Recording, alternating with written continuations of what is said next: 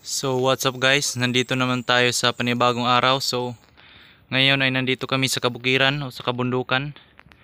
Naghahanap kami ng mga kuweba. So ito nga pala yung nakita namin kuweba guys.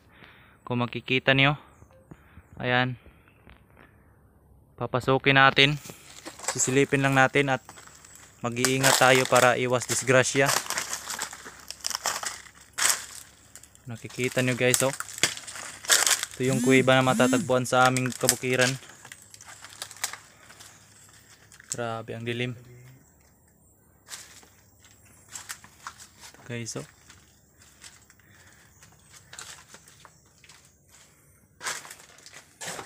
Kita nyo guys, oh, madilim. Grabe. Siguro ito yung mga pinagtataguan ng mga Hapon kung nagkaraang digmaan.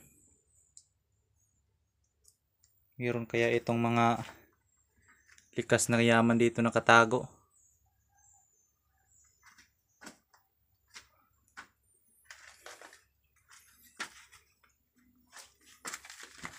Kita nyo guys, oh. Meron pa diyang butas pa ilalim. Meron pa dito. Ilawan mo brother.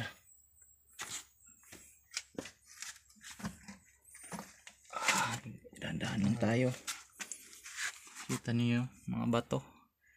Ano palang tawag dyan brother? Siguro to quartz. Quartz. Oh, quartz pala.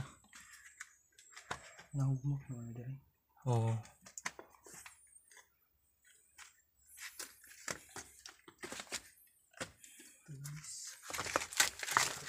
Madilim na guys, madilim. Kung kikita nyo, ilawan mo nga dyan brother. Makikita nyo dyan, oh. Napakadilim, napakalalim. Napakalalim. Oh. May mga ano? Oh. Brad alirat tanaw. Ilawan mo brother. No. Oh. Marang bulawan, oh. Kita ni mo. No. Itong dito gid sa pikas kay magkuan lagi sinaw-sinaw gid ba? Oh. Green nga na pagkayelo unsa ba?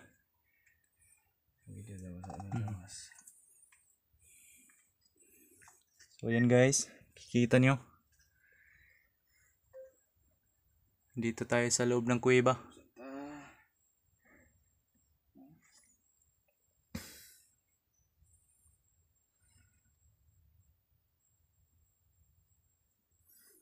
Kayo kung may kuweba dyan, huwag kayong magkumpiyansing o huwag kayong magkumpiyansa dahil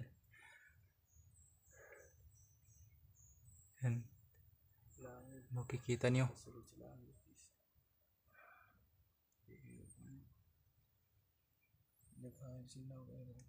Oh. Sinaw-sinaw, no? Bugno ra ba yan? Dito siguro nagtatago ang mga Hapon ba, no?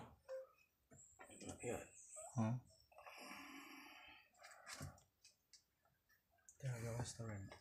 So, and guys, papalabas na kami ng aking kasama.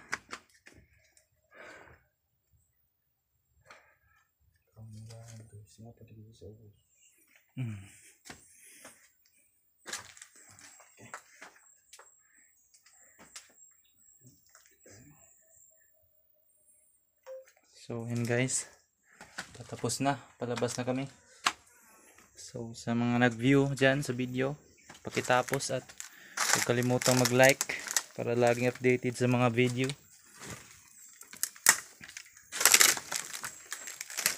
At mag-comment kuya kung ano ang komento ninyo sa video na araw na to sa mga natatagong kuweba sa Mindanao. So yan guys, tapos na tayo. At huwag kalimutang i-like ang video na ito at mag-subscribe na rin para hindi masayang ang inyong panonood. Okay, bye bye, thanks.